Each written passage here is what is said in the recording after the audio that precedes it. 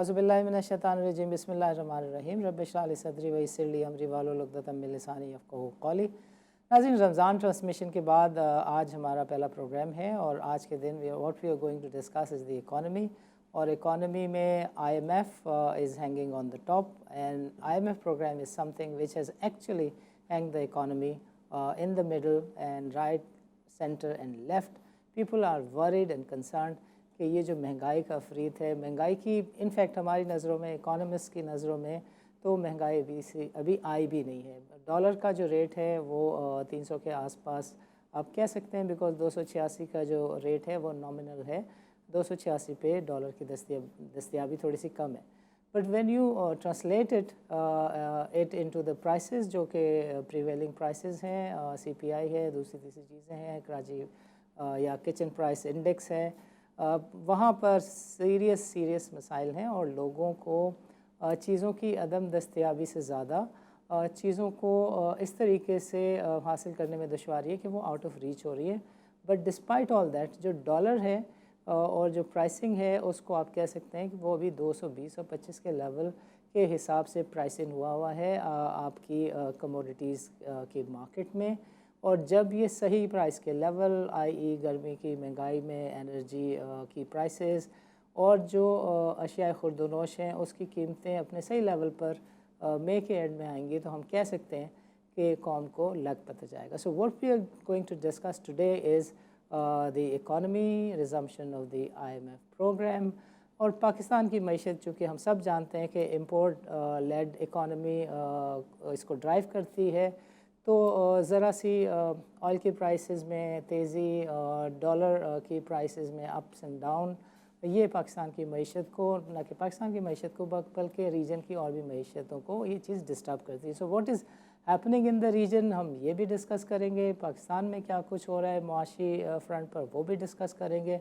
और नुमान अब्दुल मजीद जो हमारे साथ अक्सर पाकिस्तान के मसाइल से ज़्यादा पाकिस्तान के मसाइल कैसे हल हो सकते हैं इसके ऊपर बातचीत करते हैं। आज हम इससे समझेंगे कि IMF का प्रोग्राम गोइंग फॉरवर्ड रीजन में किस तरह की जो तब्दीलियाँ रूनुमा हो रही हैं। डी डॉलराइजेशन बातों की हद तक है, गोइंग फॉरवर्ड क्या कुछ होने जा रहा है, नहीं होने जा रहा है। So he happen to have a great eye on the region and on the Pakistan. Noman, welcome to the show and Assalamu alaikum. Assalamu rahmatullah. You have heard the long intro. I would want you to kindly start with कि what is happening on the ground. Pakistan की मईशत के साथ कुछ लोग तो कहते हैं मजाक हो रहा है, but be candid enough and be straightforward. Please let our audience know कि ये IMF का प्रोग्राम आपको लग रहा है कल परसों जैसे हर आए दिन हमें सुनने को मिलता है कि रिज्यूम हो रहा है, और या ये सिर्फ बातें ही? बिस्मिल्लाहिर्रहमानिर्रहीम। देखें, जैसे कि आपने कहा कि एक तरफ हमारा IMF का प्रोग्राम है, दूसरी तरफ लोकल इकॉनमी के इश्यूज़ हैं।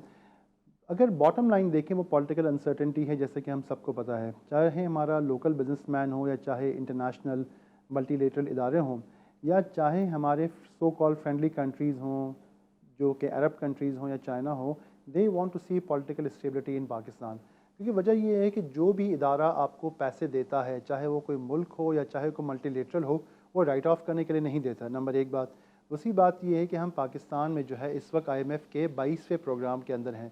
तो IMF भी जानता है कि जो मुल्क की मईशत की सूरत हाल है, और जैसा कि हम जानते हैं कि ये इलेक्शन ईयर है और पाकिस्तान की जो सक्सेसिव गवर्नमेंट्स हैं उनका इलेक्शन ईयर में हमेशा से एक सर्टन पैटर्न रहा है कि वो चीज़ों को सब्सिडाइज़ करने की कोशिश करते हैं और फिस्कल ओवर स्पेंडिंग करते हैं। तो IMF is also concern about it कि इलेक्शन जब भी होते हैं, अगर इस साल में जुलाई में, मई में, अक्टूबर में जब भी इलेक्शन होते हैं, जो करंट गवर्नमेंट है ज़ाहिर है कि उनके ऊपर इकॉनमी की परफॉर्मेंस के हवाले से बहुत प्रेशर है। तो ज़ाहिर है कि वो इस स्पेस को इस्तेमाल करने की कोशिश करेंगे, चाहे वो फॉरेन एक्सचेंज के अंदर हो या चाहे वो फिस्कल स्पेस के अंदर हो। तो IMF इज़ राइटली कंसर्न कि पाकिस्तान की जो सक्सेस है, मैंने कहा हर गवर्नमेंट का ही जो एक पैटर्न रहा है, आप पिछले 20-25 साल के अंदर देखें कि वो इलेक्शन ईयर के अंदर जो है वो ओवर स्पेंडिंग करते हैं। तो जब तक ये पॉलिटिकल अनसर्टेनिटी ख़त्म नहीं होती, जब तक कि गवर्नमेंट कोई ऐसा प्लान देने में कामयाब नहीं हो जाती कि जिसको जो बाइंडिंग हो। अगेन IMF का ये भी कंसर्न है कि जैसा कि हमने देखा कि पिछले 5 सालों में यानी 2018 से लेकर अब तक जो है 17-18 से लेकर अब तक जो है तकरीबन 10 फाइनेंस मिनिस्टर चेंज हुए हैं पाकिस्तान के। तो जाहिर है कि हर फाइनेंस मिनिस्टर की अपनी एक इकनॉमिक फ़िलासफ़ी है। आप पिछले 1 साल में ही देख लें, मिफ्ता इस्माइल साहब का अपना एक इकनॉमी का तरीक़ेकार था, डाट साहब का एक इकॉनमी को मैनेज करने का अपना तरीक़ेकार है। इस वक्त हम सही गलत या अच्छे बुरे के अंदर नहीं जा रहे, लेकिन उससे पहले भी आप देखें शौकत तरीन साहब थे, उससे पहले हफीज़ शेख साहब थे, वो सारे आप फाइनेंस मिनिस्टर्स की पर्सनैलिटीज़ को देखें, एक इकनॉमिक व्यू को देखें तो वो एक डिफरेंट तरीके से रहा है। तो IMF भी जानता है कि जैसे ही हमारे यहाँ चेंज ऑफ गवर्नमेंट होती है, कल कोई इंटरिम सेटअप आता है या कोई नई गवर्नमेंट आती है, तो ये जो कॉवेनेंट्स हैं, अब देखें IMF से जो माहिदा होता है, आपकी रिस्ट्रक्चरिंग फैसिलिटी है, वो तकरीबन 3 साल का माहिदा होता है। तो अब ये नहीं हो सकता कि आज आप एक माहिदा करें, 3 महीने बाद उसको अप्रूव आप उसको जो है ऑनर ना करें। तो मैं समझता हूँ कि ज़ाहिर है हमारे यहाँ काफ़ी अरसे से तकरीबन 1-1.25 साल से ये फ़िज़ा बनी हुई है कि इलेक्शन अभी हुए तो अभी हुए। तो जब तक ये फ़िज़ा क्लियर नहीं होती, मैं समझता हूँ कि हमारी फ्रेंडली गवर्नमेंट्स और IMF वगैरह जो है वो इसी तरह थोड़ा सा बहुत टाल मटोल से काम चलाते रहेंगे, जो महसूस हो रहा है, जब तक कि उनको खुद को क्लैरिटी नहीं आ जाती कि भाई ये जो सियासत का ऊँट है वो किस करवट बैठेगा। But Numan, I have to stop you here, cut you here and ask a question. Government keep saying कि हमने $5 बिलियन की जो ऑयल इंपोर्ट है, यानी जो खाने का तेल है सोयाबीन, वो हम $1.5 बिलियन के अंदर लेके आ गए। हम जो ऑटो सेक्टर है, गो के ऑटो सेक्टर वाले रो रहे हैं कि आपने उसको स्टफल कर दिया है। वो कह रहे हैं कि हमने इसमें रिकॉर्ड लो लेकर आ गए और हमारा जो तजारती खसारा है वो भी तकरीबन ख़त्म हो गया है। Do you think is this the way forward? Because चीज़ें शॉर्ट करने से तो चीज़ें महंगी मिल रही हैं लोगों को, और मईशत in fact because you are a tax import driven economy, आपके टैक्स रेवेन्यू भी नहीं हो रहे। सो महंगाई की situation, how do you look at it, कि इसका कोई इंडिजिनस रास्ता है इसको केटर टू करने का? देखें, इसमें चाहे IMF हो, महंगाई हो, या फिर जो आपने इंपोर्ट कंट्रोल की बात की, इसको ठीक करने का कोई भी ओवरनाइट तरीक़ेकार तो नहीं है। लेकिन अगर हंगामी बुनियादों पर काम किया जाए, हंगामी बुनियादों पर और बड़ी प्रिसाइज प्लानिंग के साथ, तो 1-1.5-2 साल के अंदर जो है इस मामले को ठीक किया जा सकता है। तो 2-3 चीज़ें हैं जिसको बैक वक्त करना होगा। वो ये होगा, एक तरफ आपने इंपोर्ट सब्सटीट्यूशन करनी होगी। इंपोर्ट सब्सटीट्यूशन से मुराद ये नहीं होता कि आप इंपोर्ट को बंद कर दें, बल्कि ये करना होता है कि वो इंडस्ट्रीज़ जो इंपोर्ट बेस्ड हैं, उनको इंपोर्टेड रॉ मटेरियल की जगह लोकल कंपोनेंट्स या लोकल जो है लोकल अल्टरनेटिव्स प्रोवाइड किए जाएँ। जैसे in Saudi Arabia, in other countries we see इसको ICV strategy, in country value strategy या लोकल कंटेंट स्ट्रैटेजी होती है। तो वो क्या होता है कि गवर्नमेंट लोकल कंटेंट को और ICV की एक पूरी स्ट्रैटेजी बनाती है, प्लानिंग करती है। उसके बाद गवर्नमेंट ओन एंटिटीज़ को और प्राइवेट सेक्टर को इंसेंटिव्स दिए जाते हैं कि if you are in ICV driven और लोकल कंटेंट ड्रिवन, ओमान में हमने देखा कि ICV कहते हैं, सऊदी अरब में से लोकल कंटेंट स्ट्रैटेजी कहते हैं। बाकायदा एक इदारा है सऊदीया के अंदर जिसका सिर्फ काम ये है कि किस तरीके से कंट्री के लोकल कंटेंट को डेवलप किया जाए, यानी कि सप्लाई चेन के अंदर, ह्यूमन रिसोर्सेज के अंदर जो है आपके जो लोकल सप्लायर्स हैं या लोकली प्रोड्यूस मटेरियल्स हैं उसको इंक्रीज़ किया जाए। तो ये काम जो है ओवरनाइट नहीं हो सकता, इसको आपने एक बड़ी जामे हिकमत अमली के तहत करना होता है। तो आपने जैसे कहा कि भाई क्या ये हल है मसाइल का? इंपोर्ट को चोक कर देना, इंपोर्ट को बंद कर देना मसाइल का हल नहीं है, और इंपोर्ट को मुकम्मल तौर पर खोल देने से भी मामला ठीक नहीं होंगे। It has to be balanced कि आप सिर्फ जो है लग्जरी इंपोर्ट्स को, फाइनल गुड्स के इंपोर्ट्स को कम करें, लेकिन आपकी जो इंडस्ट्रियल इंपोर्ट्स है उसका मामला चलते रहना चाहिए। इस वक्त आप देखें बहुत सारी इंडस्ट्रीज़ हैं, आपकी ऑटो इंडस्ट्री है, आपकी बहुत सारी इंडस्ट्रीज़ हैं, वो बिल्कुल ही जो है बंद होने के ध्यान पर है, लेकिन उससे मसले का हल नहीं है, उससे बेरोज़गारी फैलेगी आपके अंदर, ठीक है ना। अब ज़ाहिर हम समझते हैं कि मुल्क में फॉरेन एक्सचेंज है ही नहीं, तो it's a very cash 22 kind of a situation. लेकिन जो इसका हल है वो ये है कि कोई भी गवर्नमेंट आती है उसको एज आई सेड की हंगामी बुनियादों पर आपके इन कंट्री वैल्यू क्रिएशन की स्ट्रैटेजी को बनाना होगा। अनफॉर्चुनेटली हमारी ऑटो इंडस्ट्री के अंदर डीम्यूचुअलाइजेशन के नाम पे बहुत अरसे से बातचीत चल रहा है, लेकिन ऑटो लॉबी भी जो है और गवर्नमेंट भी ने उसने कभी सीरियसली उसको इम्प्लीमेंट नहीं किया। इसलिए ज़्यादातर हमारे मेजर कंपोनेंट्स जो हैं वो बाहर से ही होते हैं। आपने ये भी देखा पिछले सालों में कि जैसे ही थोड़ी सी फिजिकल स्पेस या फॉरेक्स की स्पेस क्रिएट होती है तो लग्जरी गाड़ियाँ इंपोर्ट होना शुरू हो जाती हैं। तो it's a very elite economy that we have, and elite in Pakistan don't give a damn basically कि what's happening to a poor man, what's happening to the common man. तो ये माइंडसेट जब तक चेंज नहीं होगा, और ये है कि हमारे जो टॉप टियर है हमारी सोसाइटी और इकॉनमी की, उन सब के पैसे बाहर पड़े हुए हैं, तो they can enjoy their lifes. तो बेसिकली जब तक इसके मामलात को हम कंट्रोल नहीं करेंगे, प्रॉपर लोकल इंडस्ट्री की स्ट्रैटेजी नहीं बनाएंगे, ये मामलात कंट्रोल में नहीं आएंगे। देखिए, आपका टेक्सटाइल सेक्टर जो है वो उसको आप कहते हैं टोटल एक्सपोर्ट ओरिएंटेड है, बट टेक्सटाइल सेक्टर ने क्या किया है आपके साथ कि टेक्सटाइल सेक्टर ने आपको 20-25 अरब डॉलर के एडिशनल कर्जे के अंदर डाल दिया है। सब्सिडीज़ दे दे के आपने उस सेक्टर को भी तबाह किया, और सिवाय वैल्यू एडिशन के लिए बाहर से चीज़ आए और $2 उसमें बढ़ के आपको मिल जाएँ, और जो कि वो भी नहीं हो रहा है। At the end of the day आप 65 सेंट डॉलर लॉस कर रहे होते हैं।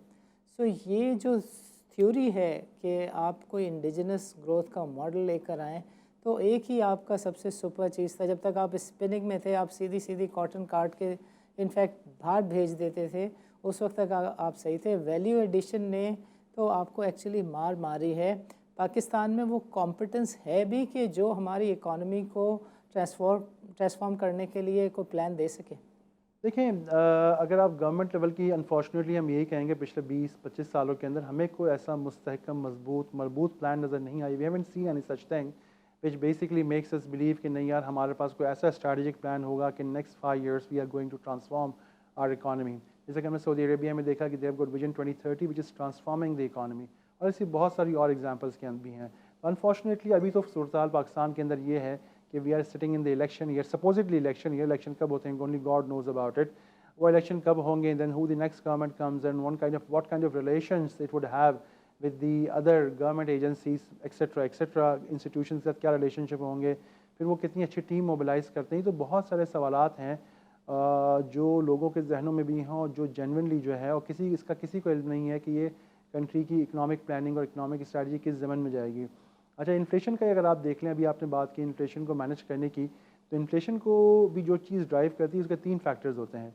एक आपकी डिमांड सप्लाई गैप होता है मार्केट के अंदर, दूसरा फैक्टर जो होता है आपके एक्सचेंज रेट्स हैं, और तीसरा फैक्टर आपका होर्डिंग होता है। अब आप देखेंगे इस वक्त होर्डिंग होता है और स्मगलिंग होता है। अब आप देखें इस वक्त स्मगलिंग रैम्पेंट है, आपकी होर्डिंग जो है कोई पूछने वाला नहीं है, अनचेक्ड होर्डिंग है कंट्री के अंदर, जिसका जो दिल चाह रहा है प्राइस चार्ज कर रहा है, ठीक है ना, क्योंकि एडमिनिस्ट्रेटिव मशीनरी जो है वो कुछ और कामों में लगी हुई है।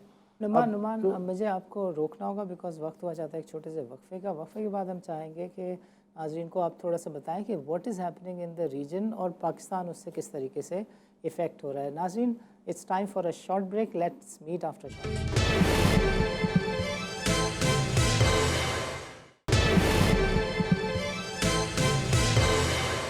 वेलकम बैक नाज़रीन प्रोग्राम के पहले सेगमेंट में नुमान ने मैं तफसील से बताया कि पाकिस्तान के जो मुआशी मसाइल हैं उसके पीछे इनफैक्ट काफ़ी लोग इस व्यू को शेयर करते हैं कि incompetence is the basic reason behind all the adversities that normal Pakistani is facing today.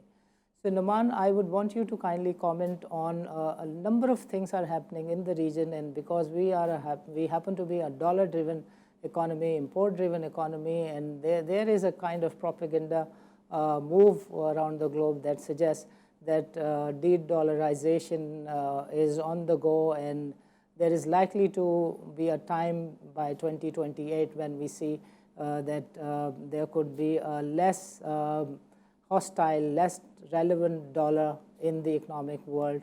So how do you look at this situation, and also comment on what Brazil has done by announcing to trade in its local currency, what Russia has done to announce the trade of oil in its local currency. And now we are also hearing that Iran is now getting ready to get into the market. Iran and Saudi Arabia is getting well versed and okay on business terms, and similarly Saudi Arabia is now talking to Russia and asking Russia to give the cheap oil to Saudi Arabia, so could the Saudis sell the same oil in the USD. So there is a lot of conflicts in what is being said and heard. Do you see the dollar era ending soon? So there you have combined a lot of questions, so let's go one by one. So first of all, we speak about the de-dollarization. A lot of people are talking about it, and even some of the US commentators and US analysts have said, okay, is it really happening? So there are divergent views, but what's happening that if you look at the numbers, there are a few things which are very prominent. Number one, that dollar the share of dollar as a reserve currency globally, which was in the range of 70% until now. Now basically it has come down from 70 to 59%. This is the dollar as a reserve currency, and of course it impacts the US economy more than the global economy, because US had free access to money. They could print as many dollars as they want. But again, saying that the de-dollarization or the dollar is going to become irrelevant, the de-dollarization is going to happen at a massive scale, all these things are not true. Basically what we are seeing is a balancing act, and it is led by China. What happens in early 2000s when China's economy was flourishing at a rapid speed, and it's growing, it's growing. At that time, China asked the US that it needs to have a greater share in the decision making at the World Bank and IMF. And of course, the US and the European countries were not very happy and very forthcoming about it. So what they did basically was to say, they said no to China. So what China did, created a parallel structure. Compared to World Bank, they created something called Asian Infrastructure Bank. And just to counter the IMF, they launched a Chiang Mai initiative, basically, which is a series of bilateral swap agreements with more, I think now it has reached more than 100 countries, in which so that China can trade with. China is a global trade partner with almost every country in the world. So basically, China has a dual bilateral currency swap agreement with all these countries. As a result of it, instead of a multilateral thing, by virtue of a series of bilateral, China has created a multilateral currency. Now, it was yesterday's report that Reuters has reported that first time in history, the overseas transactions of China, of Chinese yuan in China, have surpassed the transactions in dollars. So basically now the share of Chinese yuan in the Chinese foreign trade is almost 46%, more than 46%, while that of US is around 45%. Right. So that shows basically that China's local economy is big enough, and the Chinese, basically the Chinese public, because Chinese government is encouraging its own people and banks to trade in the Chinese yuan. So number one, that the share of China is increasing in the global trade. The second thing is that still today, and it's a very interesting thing that despite the fact that the Chinese yuan is a major currency for the Chinese to trade internationally, Right. in the global trading system and the global trade finance, the share of Chinese yuan is only 4.5%, whereas the share of US dollar is almost 84%. So you can imagine that dollar is way ahead of China in terms of the share of the global trade financing. But having said that, if you look at all the numbers, yes, the importance and the weight of dollar is coming down slowly and gradually. It is not that dollar is becoming irrelevant, because there is no alternative as such to dollar right now, but it is a balancing act. Mostly gradually over a period of next 10-20 years, what we are going to see, it will be a balancing act. We will see a lot of currencies. It will be a basket of currencies against which most of the countries are going to pledge themselves against. And even if you look at the Gulf oil producing countries, Kuwait took the initiative, and I think almost 10-15 years ago, they instead of pegging against dollar, they pegged their currency against a basket of currencies. Right. Because the yuan and yen and a lot of euro and a lot of other countries. So I think that going forward, we will see a more multi-currency, multipolar, multilateral world sort of a thing. Numan, I have to stop you here and ask one rather clarification. This is the oil which is behind the power of the USD, because the oil is traded in the USD, and the Middle Eastern countries, the Gulf states, prefer to trade their commodity oil in the US dollar. So there is a politics behind as well. So when you look at Saudi Arabia, it is a kind of dual role that I see. On the one hand, they are joining Russia and China in a kind of move, what quote unquote people call the de-dollarization move. And on the other hand, Saudis are doing what Americans want them to do, to buy the Russian cheap oil, Iranian cheap oil, be friend with Iran. They never had been friend with Iran. Now they are going to be friend with Iran. Now they are going soft with Russia. Saudis want the Iranian and the Russian cheap oil, and they want to make sure that the oil doesn't get cheap because it is traded in USD. So on the other hand, it is like Saudis are making petrodollar strong once again, on the other hand. Well, I don't think so, frankly speaking. My view is that what Saudi Arabia is doing is basically doing a balancing act as well. Saudi, in terms of, we have to look at it in the broader picture. Right. What Saudi Arabia is doing, if you look at the statement of Mohammed bin Salman a few months ago, he said that, in 5 years' time, Saudi Arabia will be a different country. So will be Iraq and Egypt and Qatar and everybody else. So what Saudis want is a stable region. What they realize, if they want to grow continuously, if they want to have a sustainable development within their own country, then the whole region has to stabilize. Right. We know about the Iraq war and the Afghan war and all these things, who instituted these wars. One of the reasons that Saudis have grown closer to China, number one, of course, China is their top trading partner. But on top of it, they know that China can play a role in stabilizing the region and bringing more peace to the region. and it can help Saudi Arabia in the reconstruction and the development of the entire Middle East region. And that is why Saudi Arabia is mending fences with the Iran, with the Yemenis. They have started talking to each other. So the mandate and the mindset is very clear. They have the Arab countries have already reached out to Bashar al-Assad as well. He was a pariah until very recently. So basically, the message is very clear that the GCC, the Arab world, is not going to be influenced by the US decision making, by the Washington. They have their own independent foreign policy, which will be balanced and which suit their own interest. You know, that's a very important thing. Which suit their own interest. And I think, and as we all know, China is the only country, and some of the affiliates of China that which combine together, they have enough weight in the global economic system.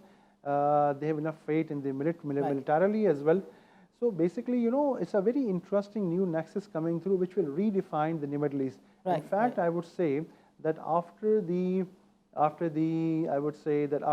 breakup to the Soviet Union in 1989, this is the biggest geopolitical shift which is happening in the Middle East, in the entire Middle East. Not even, you know, the 9/11. Of course, even in 9/11 at that time, some people might argue, but even at that time, the Gulf countries are more in the US camp.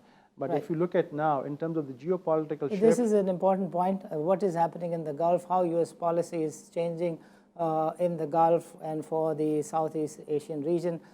This is what we want to discuss after a short break. Noman, वक्फे के बाद हम चाहेंगे कि हम थोड़ा सा अपने नाज़रीन को ये भी एक्सप्लेन करें कि ये जो पेट्रो डॉलर के कॉन्टेक्स्ट में चेंजिंग सिचुएशन है, इसमें पाकिस्तान कहाँ से अपने लिए कोई ना कोई फ़ायदा निकाल सकता है. नाज़रीन, this is time for a short break. Let's meet after a short break.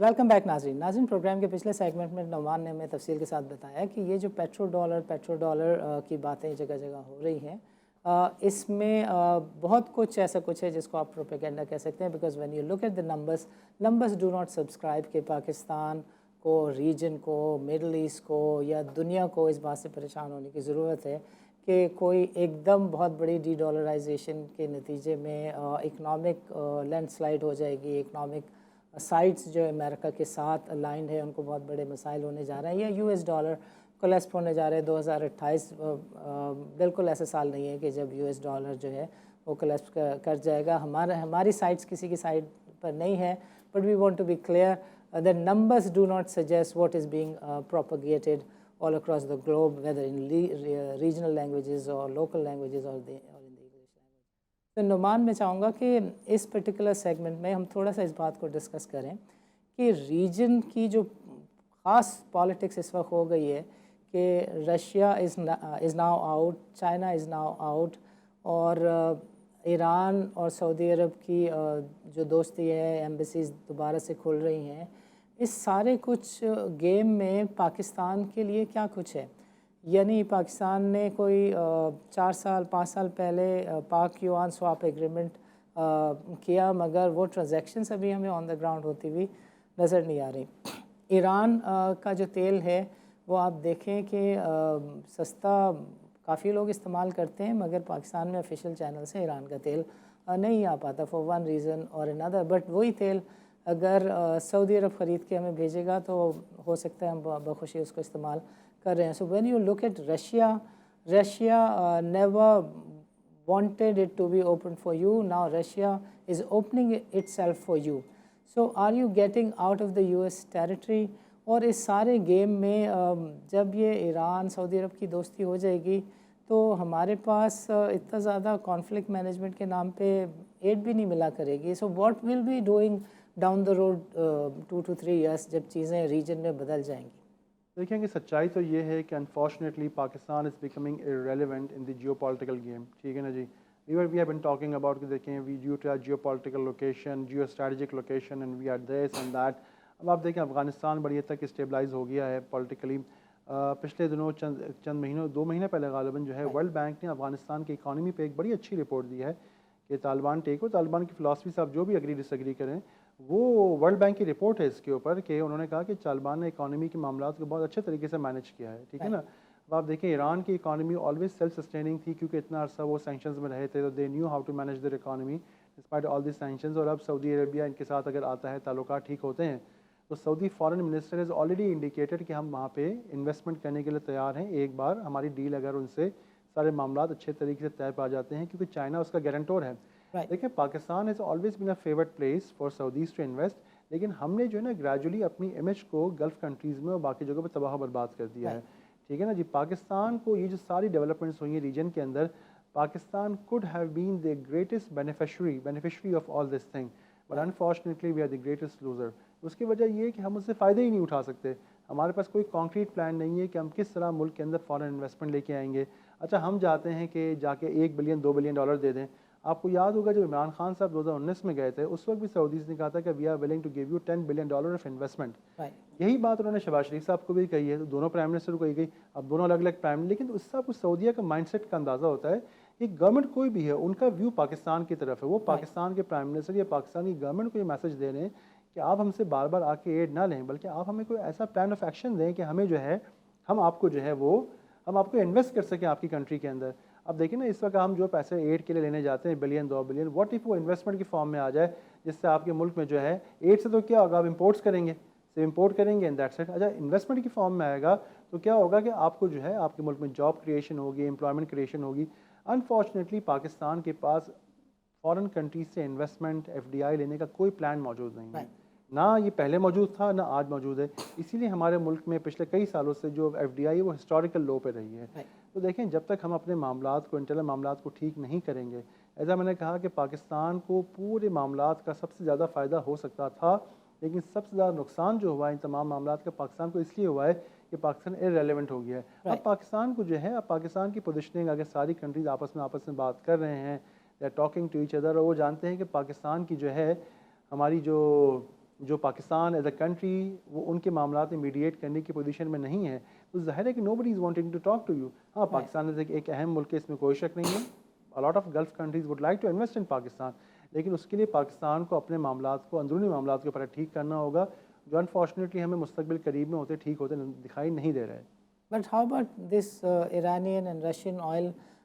Russia کا آئل تو $18-20 کم ملنے کی خبریں ہیں. ایران کا تیل تو کہتے ہیں کہ کم سے کم $40-50 سستا ہے. So how are things on that front? دیکھیں بات یہ ہے کہ ابھی تک ایران کی جو ڈالر پیمنٹس ہیں وہ سب معاملات ابھی تک اسٹریم لائن نہیں ہوئے ہیں. It is yet to be seen. میں یہ سمجھتا ہوں کہ بہت ساری کنٹریز نے, انڈیا نے اور بہت سارے ملکوں نے رشیا کا چیپ آئل خریدا ہے, اور انہوں نے آئل لے کے اسٹور بھی کیا ہے تاکہ ان کی ایوریج پرائس جو ہے انوینٹریز اپنی بلڈ اپ کی ہیں, اپنے پبلک کو اس کا فائدہ پہنچایا ہے. لیکن انفارچونیٹلی پاکستان اپنے وہی معاملات کی وجہ سے, سیاسی معاملات کی وجہ سے, ہم نے رشیا کے ساتھ بھی اپنی ڈیلز فائنلائز نہیں کی, ایران کے ساتھ بھی ہمارے معاملات اوپر نیچے ہی ہیں. تو ابھی یہ دیکھنا باقی ہے. جیسے آپ نے US کیمپ کی بات کی کہ جیسے کہ میں نے کہا کہ Saudi Arabia is following a very independent foreign policy. وہ اپنے مفادات کو پہلے دیکھ رہے ہیں اور امریکہ کے مفادات کو ریجن میں بعد میں دیکھتے ہیں. اب یہ جو ہمارے ملک میں حالات چل رہے ہیں, ہمیں بھی یہ اس بات کو طے کرنا ہوگا اور یہ بھی دیکھنا باقی ہے کہ ہمارا ملک کس طرف جاتا ہے.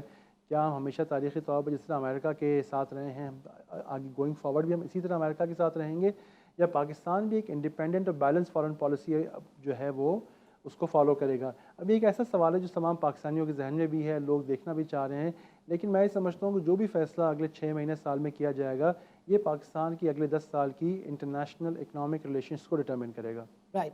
Numan, before we close the program, I want to have a final word on the economy. Going forward, آپ کو ایک مہینے میں اور ایک مہینے سے ایک سال تک مہنگائی کی سچویشن کتنی کنٹرول میں آتی ہوئی دکھتی ہے؟ بارنگ پالیٹکس الیکشن ہوتے ہیں نہیں ہوتے ہیں, but what does number suggest کہ things are going to improve اور things are going to get worse? دیکھیں اگر ہم آفیشیل نمبرس کے اوپر جائیں, جو اسٹیٹسٹکس ہیں گورنمنٹ کے, بھی آج بھی کچھ رپورٹس وغیرہ آئی ہیں کہ انفلیشن زیادہ ہی رہے گا, inflation rate is going to remain high. اس وقت جو چند دنوں پہلے کی رپورٹ اخبارات کی ہی کہ آپ کا جو شارٹ ٹرم انفلیشن ہے وہ آلموسٹ 47 یا 49% تھا, یعنی 50% ہو گیا نا شارٹ ٹرم انفلیشن آپ کا. اور ہم یہ بھی دیکھتے ہیں, ہماری اپنی فاؤنڈیشن, ہم جو غریب لوگوں کو راشن دیتے ہیں, سب کچھ کرتے ہیں, تو ہم نے یہ دیکھا ہے کہ پچھلے 1-1.5 سال کے اندر, 2 سالوں کے اندر جو ہے تقریباً جو انفلیشن ہے وہ 3 ٹائمز ہو گیا. 100 کی چیز 300 روپے کی ہو گئی ہے بہت سارے معاملات میں. تو میں یہ سمجھتا ہوں کہ جو نظر آ رہا ہے کہ inflation is going to remain high, غریب آدمی کے لیے, مڈل کلاس آدمی کے لیے مشکلات اور بڑھیں گی. کس حد تک بڑھیں گی یہ تو کہنا مشکل ہے, لیکن حالات آگے اچھے نظر نہیں آ رہے. رائٹ. نعمان عبد المجید صاحب, آپ کا پروگرام کے لیے وقت نکالنے کے لیے بہت بہت شکریہ. ناظرین, آج کے پروگرام میں ہم نے تفصیل کے ساتھ بات چیت کی what is happening in the region. تیل کی جو تیز دھار ہے وہ ریجن کے ملکوں کو, پاکستان کو और इनफैक्ट गरीब को किस तरीके से काट रही है। डी डॉलराइजेशन की मुहिम ने पाकिस्तान की मईशत को कितना डेंट किया है, सिर्फ बातें हैं, कज़िए हैं, या फ्यूचर में इससे मुतालिक कुछ हो भी सकता है। एक चीज़ को तो हमने तफसील से देख लिया कि सन 2028 जो है वो डॉलर की रेलेवेंस का आखिरी साल नहीं है।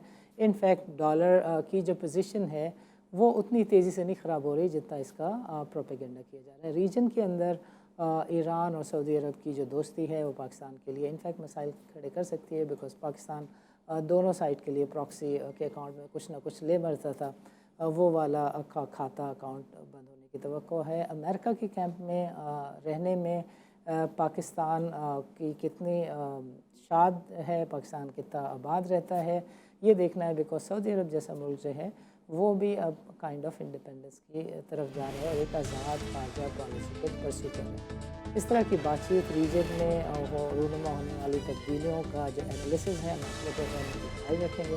नाज़रीन इजाज़त दीजिए, अल्लाह हाफ़िज़।